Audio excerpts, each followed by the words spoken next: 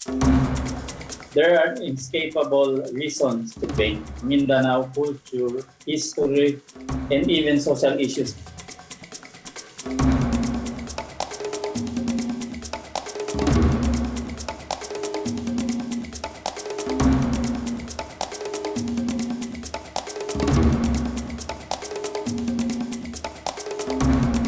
Ako po ay si Rameer Tawasil. Ako po isang pintor at I'm a full-time visual artist. Nung bata pa ako, hindi ko kasi alam kung ano yung mga klase ng mga rebellion. So siyempre yung mga kapatid ko, yung nanay ko at sa tatay ko, nagsasabi na we will prepare, baka may papasok na activist hanggang medyo lumiliwanag na yung araw. Yun na, may mga putukan na. Merong nag-fetch sa amin na bangka, nilayo kami doon sa kung saan yung may gera.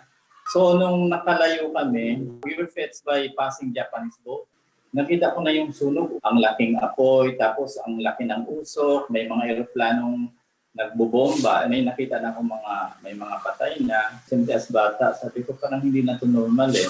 Medyo nag-worry na ako eh, medyo na-trauma na. On that day din, dumating kami ng Zamboanga. So we settled sa Zamboanga. So okay naman nung umpisa, pero yung trauma hindi ko maalis-alis eh. Nung naging grade 4 na ako doon sa elementary school, napansin ako ng teacher ko, hilig ka sa drawing. So sabi niya may potential kong bata. Then we joined competition. Sa naman ng Diyos, palagi kaming nananalo. So I think doon ko nalaman na merong akong potential doon sa drawing. Ukil is a tausog term. It means to curve. Pag may mga curvilinear form, in a form of floral. Sa Sulu Archipelago, very famous yung ukil. So basically, ako naman na hindi ako wood curver. So ang ginagawa ko, sobras naman. Ukil pa rin yung konsepto ng aking art. Most of the time, umuwi ako ng hulong. Napapractice pa kasi yung tradition namin. Nakikita mo pa rin or na-experience mo pa rin yung heritage. So siguro yun yung isang malakas na influensya doon sa subject ng ating art. Siyempre, yung mind natin kasi unconsciously nag-absorb yan kung ano yung nakikita natin, naririnig, na-experience. When I was in high school, grandmother ko kasi nagtatahi ng mga formal dress ng Tawasil, native dress. Minsan nag-drawing yung lola ko. Ako yung nagtitrace sa cardboard. So I think I inherit my talent from maternal side. Siguro na-developing skills ko, isa na rin doon yung through competition. Kasi pag nagko-compete ka, and then you're ready to accept defeat, so na-enhance ka doon, no? Yung challenge. For as long as you also improve yourself. Iniisip ko kasi, pag may mga competitions, I don't really mean to compete. Gusto ko lang mag-contribute, yan lang. Kasi nobody really can judge your work. Actually, sculpture is my first love. Hindi painting eh. Kasi high school ako. May nakita akong doon, gawa ni Imaw. Every time na dumadaan ako, umuwi ako. Na-inspire ako doon. So when I met Imaw, nagkaroon kami ng exhibition noon sa Manila. Parang merong isang 1 week doon na cultural showcases. Nabasa ata yun ni Kak Mari Imaw. Ang maganda kasi kay Kak Mari, nung nakita niyo yung mga trabaho kong nakadisplay doon, na-feel ko na meron siyang malaking respect kasi hindi na siya nagsabi, ito yung kulay mo, dapat ganituhin mo. Down to earth si Kak Mari eh. Sabi niya, you always look at your roots. Huwag mong kalimutan yung root mo, mag-modern ka man, mag-contemporary ka man, kailangan mo yung root. Sabi niya sa akin, okay na yung artwork mo. Kasi alam mo na yung basic, nandiyan na lahat. At saka sabi niya, kultura mo, palakasin mo. So I think isa yun sa mga nag-move sa akin.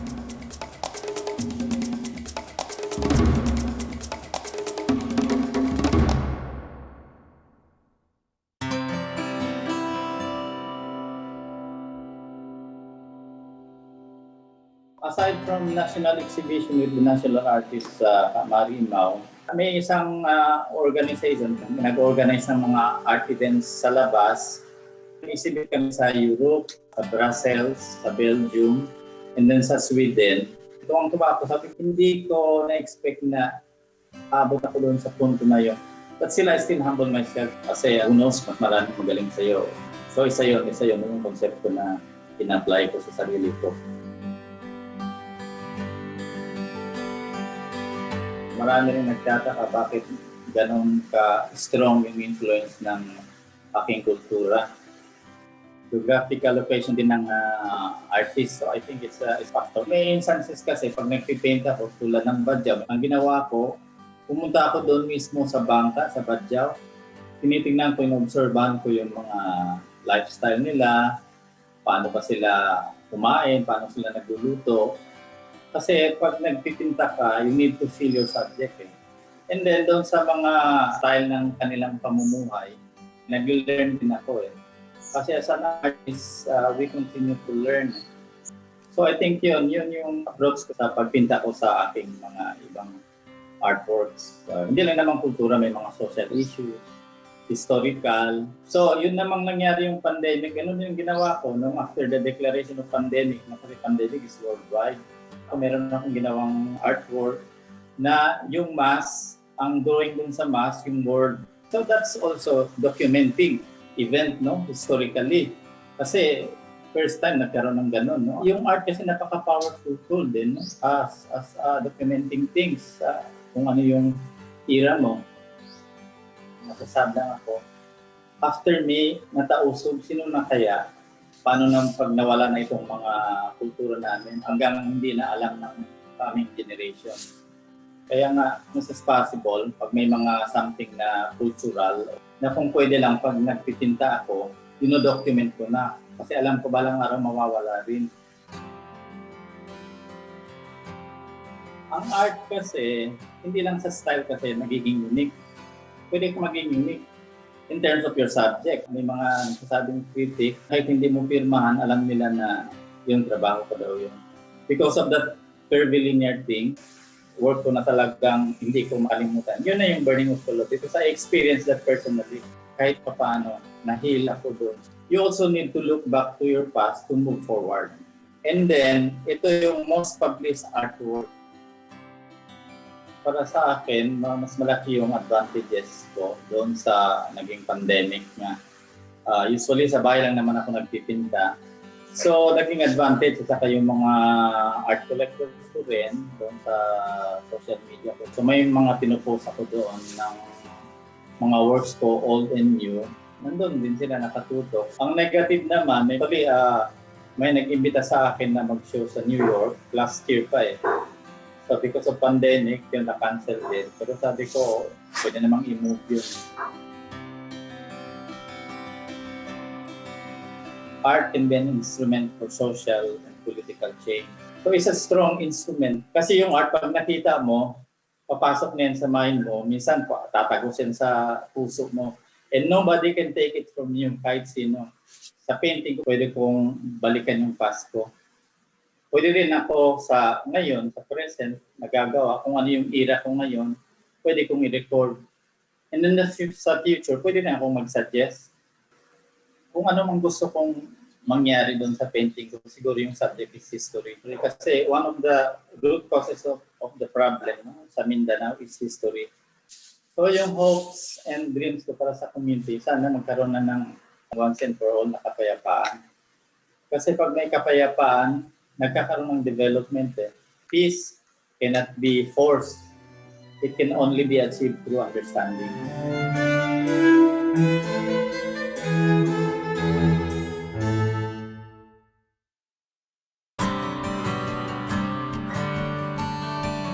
I wanted to show that Muslim Mindanao has a different side to it. It's not just terrorism and violence and all those things.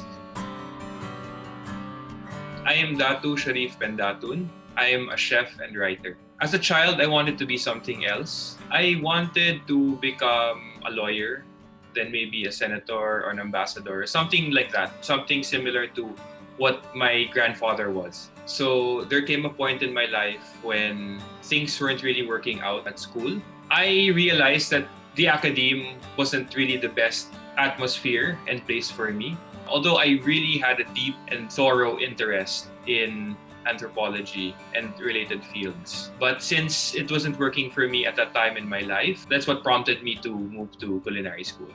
My dad had just died a few years before, And it just made sense to me at that time to go to cooking school and pursue this career. There are a lot of people in my life whom I consider as influences when it comes to food.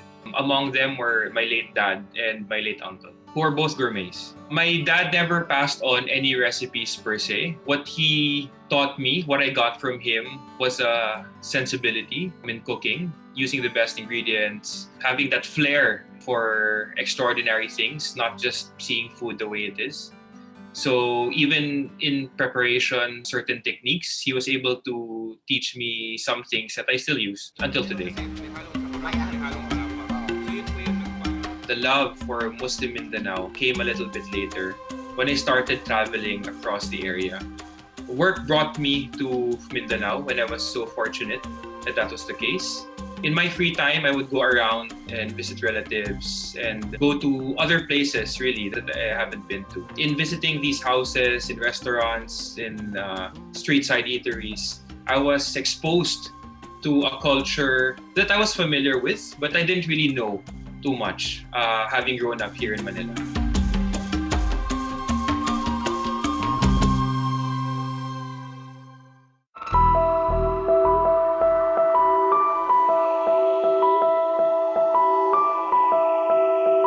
I chose the cuisines of Muslim Mindanao as my focus because firstly, I identify with that culture, with that part of my heritage. And more importantly, I think that I wanted to tell the world about it. I wanted to show that yes, the people there eat as well, just as everybody else. And we do it in a certain way that's also delicious, that other people can relate to also. The cuisines of Muslim Mindanao make use of the ingredients available in their area. The cuisines of the Maguindanao, the Maranao, the Tausug, and the Yakan, the Sama and the Kaagan as well, make use of a lot of coconut. These people use a lot of fresh spices as well. So when we talk of fresh spices, we have our turmeric, we have our galangal, our ginger, lemongrass, onion, and garlic. Essentially, the ingredients that we use are the same ingredients that everybody else uses, not only in the Philippines, but in Southeast Asia. The difference would be in every cuisine for that matter. The differences would lie in how they're used. But when we see that the ingredients that we use are similar, are the same, then hopefully, probably, we'll get to notice the connections among everybody. All the practices of the cuisines of Muslim Mindanao are rooted in its culture. So the different dishes that we have there, the different dishes that are prepared in Muslim Mindanao are related to other practices. So for example, the sweets that we see in Mindanao and in Sulu, a lot of them are used in the rituals that we still practice to this day. The recipes that I consider special for me are the ones with coconut and local fresh spices. For example, linigil is a dish that's also known as liningil. It's normally used with chicken, but other proteins can be used as well. It's a celebratory dish, so it's prepared during festivals or special occasions. And it's simply chicken simmered with coconut milk, turmeric, and fresh spices like galangal and lemongrass. And then once it's a bit dry, you add in palapa. So palapa is a condiment that the Maguindanaon people use that's made of roasted coconut and other spices as well. Dishes that would be similar to linigil would be chicken curry because both use chicken and coconut and turmeric, which is a component of curry powder. One of the ethno-linguistic groups in Muslim Mindanao and Sulu are the Tausugs. And in Tausug cuisine, they use a lot of burnt coconut. They burn coconut meat over coals, and then they pound it with spices such as turmeric and others. And then they use this as a flavoring agent in their dishes. So the dishes that use this burnt coconut paste would be tulaitum, junay, pianggang, and a few others. Before the pandemic, I wore 3 hats. I was a farmer. I was tasked to manage the estate of the family. When the pandemic came, of course, it changed. It's not as easy to fly back and forth. I used to go to Mindanao very frequently, but nowadays it's quite difficult to do so. I was a chef. I would do talks and I would cook for people, telling them about the food of Muslim Mindanao. I was also a writer. I still am a writer. I still do write for different publications and things related to culinary heritage.